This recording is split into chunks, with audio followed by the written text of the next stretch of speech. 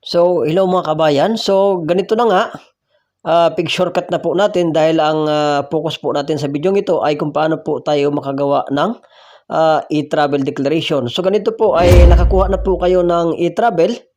So, i-browse nyo lang po yan sa baba para makapunta po tayo doon sa custom declaration online.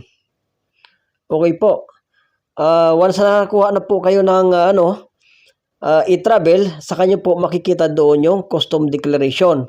So, kaya mga kabayan, ang unahin nyo pong gagawin ay gagawa muna po kayo ng e-travel kapag pauwi po kayo ng Pilipinas.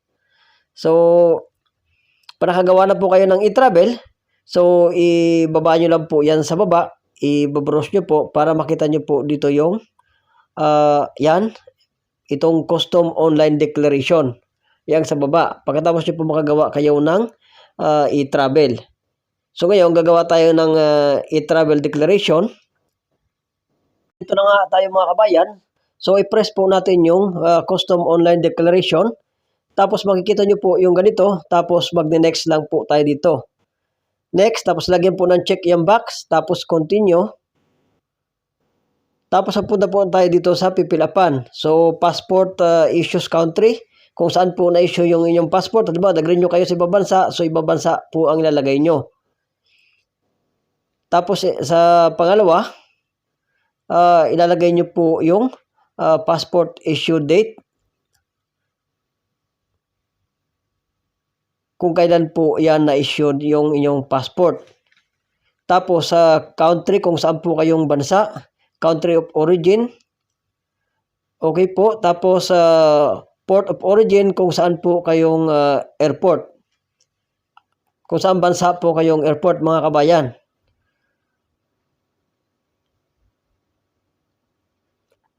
Okay po. Tapos punta po tayo dito sa country transit. Mga kabayan, yung country of transit po, para lang po ito sa may mga connecting flight. Kung wala naman po kayong connecting flight, yung country transit sa foreign transit, ay hayaan nyo na po yan. Huwag nyo na pong pipilapan. Tapos sa country of destination, so ilalagay nyo po ay Philippines. Tapos port of destination, so ilalagay nyo po kung saan kayong terminal. Terminal 1, Terminal 2, or Clark. So yun po ang ilalagay nyo mga kabayan. Okay po. Tapos tayo dito sa date of arrival, kung kailan po yung dating. Sa travel type is aircraft passenger. Sa purpose of travel, so pwede nyo po dyan ilagay yung vacation. Tapos sa flight number, tingnan nyo po yung ticket nyo. Saka ilalagay nyo po yung flight number. Dito sa accompanied family member, para lang po sa may mga may kasama pala to. So kung mag-isa ka lang ay wag nyo na po yung sasagutan. Accompanied family members, wag nyo na pong sasagutan yan. First time to visiting the Philippines. So siyempre sagot natin dyan, no. Kasi lagi naman tayong pauwi tayo dyan, di ba? Nababakasyon tayo. So no ang sagot natin. Your last departure date ay kailangan nyo po na maalala nyo kung kailan po kayong last na umuwi. 2023.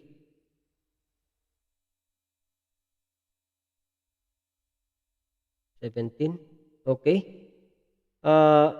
Dito sa number of baggage, ilan ba yung check-in nyo, ilang bag?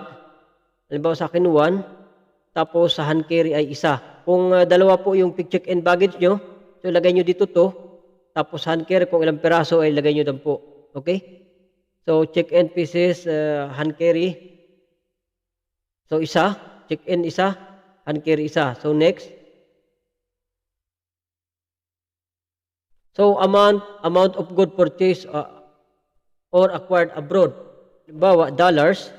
Binili natin dollars, so lagay po natin dito ay halagang magkano ba yun? $50. Kamura naman. Mga $100. Pwede na siguro. Sobra naman dami. $100. Lagay natin $100 kung halagang sobrang mahal naman. So pwede na yan. Amount of goods pala yan eh. Philippines currency, any Philippines monetary instrument excess of 50K. So kung wala naman kayong dala na ganung kahalaga, na check or sa bangko, etc. So, sasagot natin dito, if yes, please submit original copy of prior authorization of Bank Central of the Philippines, Bureau of Custom Arrival. So, kailangan, kung halimbawa may dala kayo mga kabayan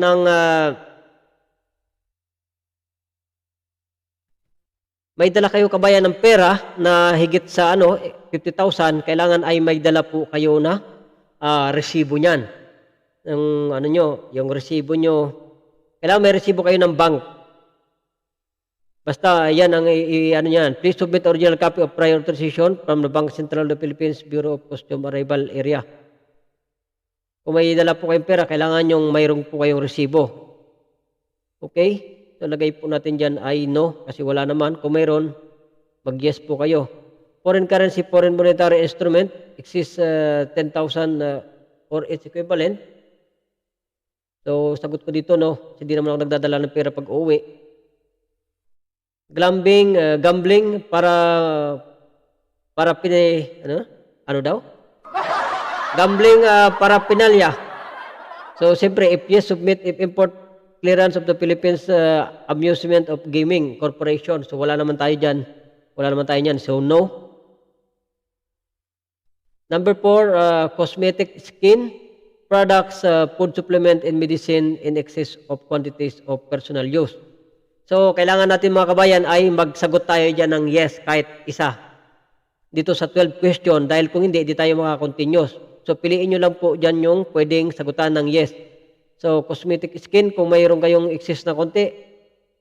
So, dito na lang po tayo mag-yes. If yes, please submit prior important permit clearance food. Parang pangit yan Baka mag-tax tayo dyan. Hanap tayo dito ng food. Dito na lang tayo mag-yes sa mobile phone. Huwag tayo dito sa baka magmulta tayo dito sa may mga gamot. So, cosmetic skin products, food supplement, kung may dala naman po kayong mga ganyan na marami na, higit pa sa personal use nyo, ay kailangan mag-yes kayo dyan. Kailangan nyo i-declare po yan. Okay? Number 5, dangerous drugs, such morphine, marijuana, option pa, popis. Anong popis? Hindi natin ito alam. Popis or synthetic drugs. So, sagot natin dyan, no, dahil wala naman tayong dangerous drugs. Pag nag-yes kayo dyan, patay kayo. Alcohol or tobacco products in commercial quantities. Pag sobrang madami nyo ng kailangan nyo nang i-declare yan. Pero kung kunti lang siguro, mga 1 packet lang. So, kailangan ilagay natin dyan na no. Foodstuff, fruit, vegetable. Pag marami na kayong mga dala niyan, mga itlog, mga para na kayo magtitinda sa Pilipinas, siguradong kailangan nyo nang i-declare yan. So, wala naman akong dala niyan, kaya no.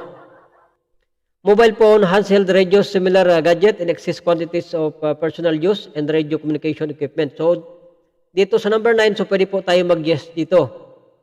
So, pag hindi po tayo nag-answer dito ng yes, hindi po tayo makaka-continue sa application na to. Okay? So, kailangan ito lang nyo, may extra kayong isang phone. Kailangan mag-yes po tayo dito dahil hindi tayo makakontinue. Kailangan mag-yes tayo. Okay?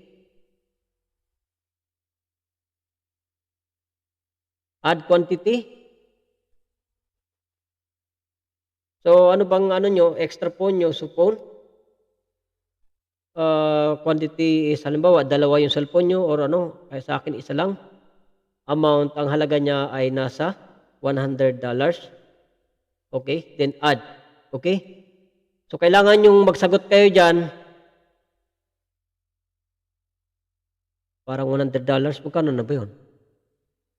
5K? Pwede na. Kasi pag 10K, baka mayroon tayo, magka-tax tayo niyan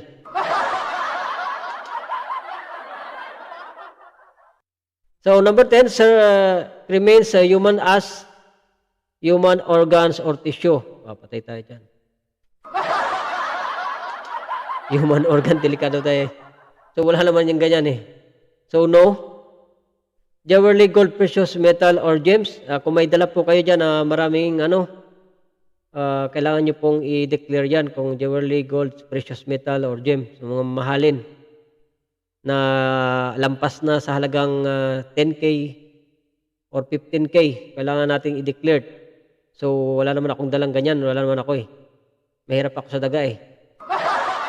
So, answer ko ay no. Other goods not mentioned above. So, sagot natin dito. If yes, please enumerate. So, sagot natin dyan ay no. Okay? So, pagkatapos nyan, ay mag-save na po tayo. Save the next.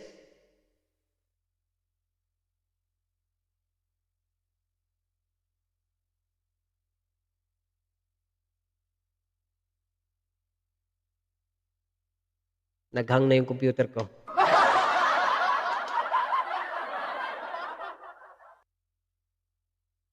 Kailangan natin mag-required. Alangan na mag-firearms ammunition. May dala ako niyan. Kailangan natin bang i-required yan? Wala palang sagot. Kaya pala di tayo makapag-continue eh. Firearms, ammunition, and explosive. Siyempre, wala naman tayong dala niyan eh. No. Kaya pala. So, now, mag-ano na tayo? Mag-proceed.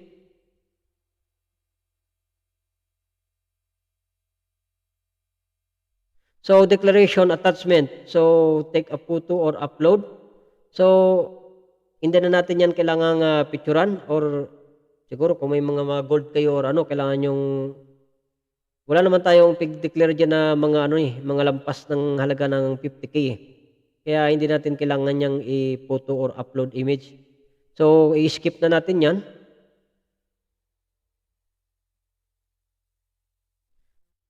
Please confirm submit details. So, pag ganyan, na-declare na natin yan,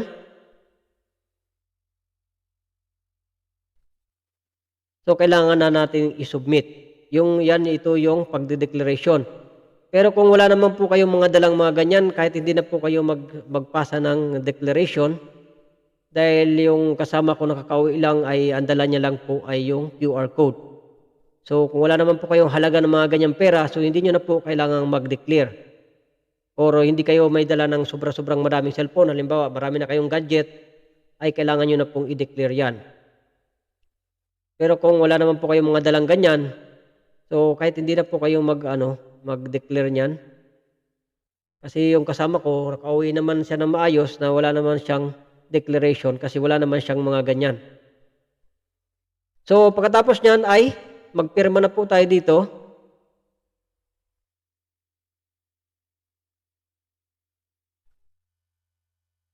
Pangit ang pirma mo.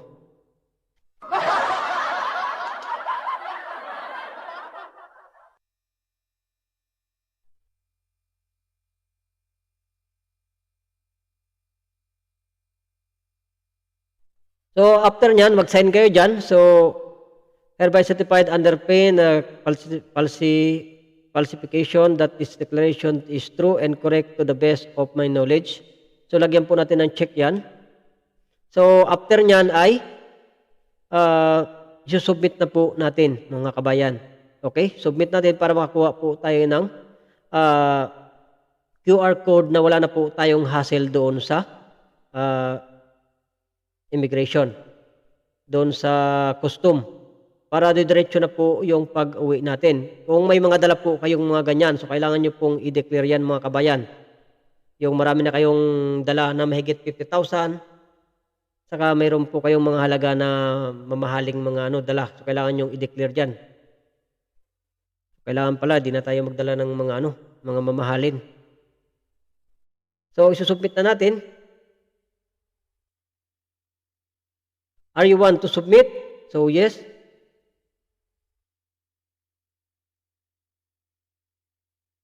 So ito na yung ating ito na yung declaration QR code. So ganito na yung ating makukuha. So ganito. So pwede nyo siya i-download or i-print or pwede nyo sila i-screenshot. At kung hindi naman po kayo kabayan nakagawa ng e-travel declaration sa online, so pwede naman po kayo humingi ng form pagdating nyo po sa airport. So mayroon pong guide dyan kung paano po yun pipilapan. So hingi lang po kayo doon sa airport pagdating nyo. So hanggang dito na lang po ang aking video hanggang sa sunod. At kung hindi pa po kayo nakasubscribe, so please consider to subscribe. Nagagawa po ako ng mga content na para po sa mga kababayan nating mga OFW tulad ng mga paggawa po ng mga OEC, at mga requirements po pauwi ng Pilipinas at pabalik ng ibang bansa. So, God bless. Hanggang dito lang mga kabayan. Good luck.